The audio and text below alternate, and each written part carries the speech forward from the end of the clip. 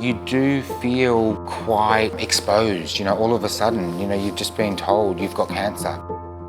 It's not a commonly known cancer, so something like this would have been so helpful. Listen to people who were in the journey themselves and realise that you don't have to travel it alone.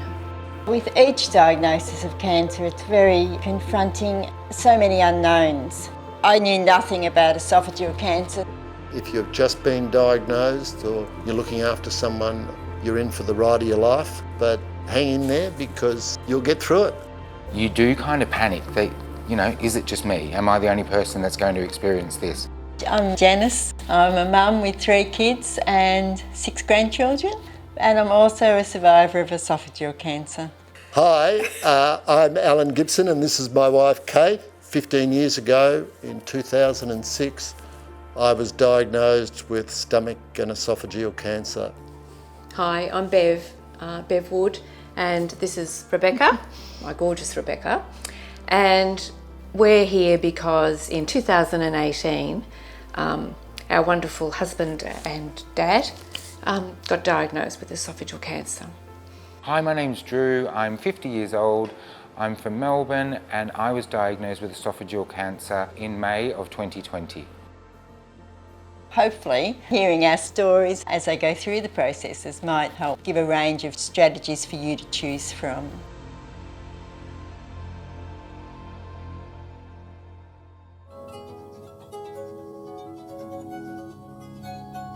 For me at 49, I heard those dreaded 3 words, you've got cancer. You do have that immediate panic. I was terrified. Yeah, absolutely terrified.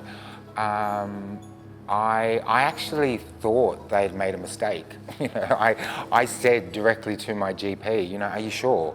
Are you sure you're actually looking at the right chart? This doesn't happen to me.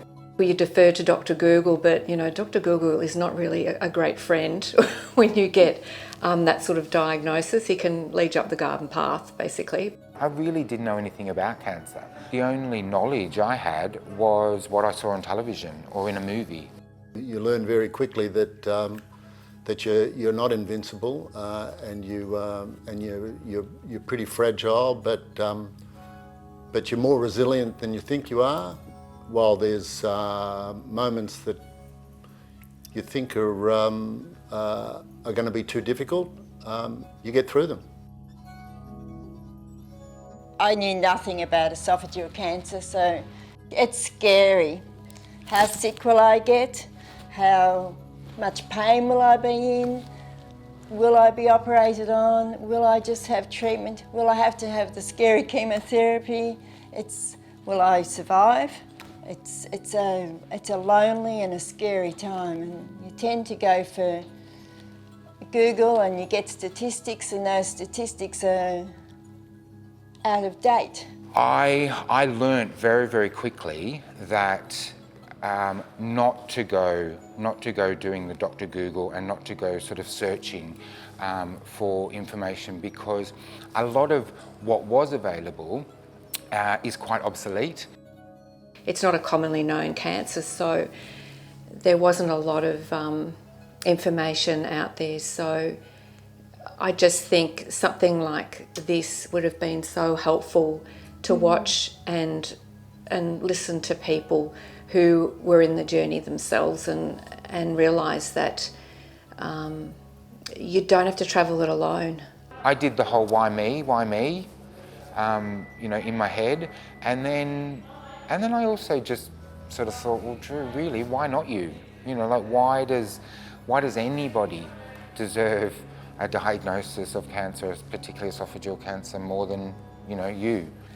We can be stronger than we think we are, and that we learn the priorities of life. Very cliched to say, but you learn that life is those problems and you get through them, and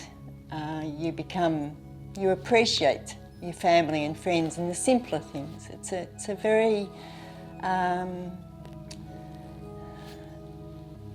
it's almost an enriching part of your life, but it's not, because it's a horrid thing to experience, and you don't want people to go through that, but it is an enriching part of your life. I learnt that I have a great family.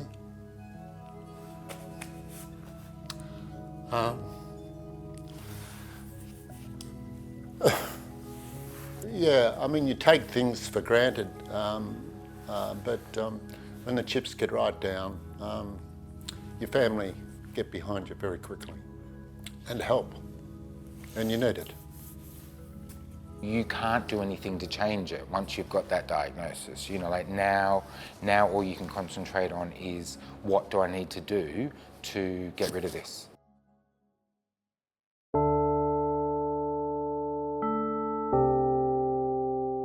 Do you have a lot of time that is a self-reflection, I guess? Not so much loneliness, it's self-reflection time of how you're going to cope with this and getting yourself in that mindset of getting through. That has to be an internal process, supplemented by knowledge and friendship and just support, you know, the cuddles and the cries with your partner. Some people want to put it all over social media. Some people start deciding that they want to do, you know, an Instagram journey of their experience. Or I'm naturally a really private person, and I always have been. His problem-solving mechanism was to go inward and to deal with the emotion and to think it through, but he didn't need to talk it through. And I suppose then you've got to respect that, because we're all different. That was going to work for him. The one thing that does work when you are in this lonely time of seeking knowledge and information and dealing with your emotions is to distract yourself. In that period of time I got stuck into my artwork. I'd garden, I found gardening is calming to me. Both those activities help me being alone in my own thoughts, but distracts my thoughts from the cancer back to the things that I love. I had some friends that offered a lot of advice, and a lot of it was unhelpful. They mean the right thing, but you're better off getting the advice from the right place. We restricted who we spoke to at all, my husband and I. We didn't tell our children for a while because we found that we wanted to tell them facts. I made a list. I went through and I made a list of all of the people that I wanted them to hear it from me, rather than them hearing it from, you know, sort of secondhand. And once I'd made that list, and once I'd called my friends and let them know what was going on and what I was about to, you know, what was ahead of me, I felt so incredibly protected then, and I knew that they were going to support me the whole way through it.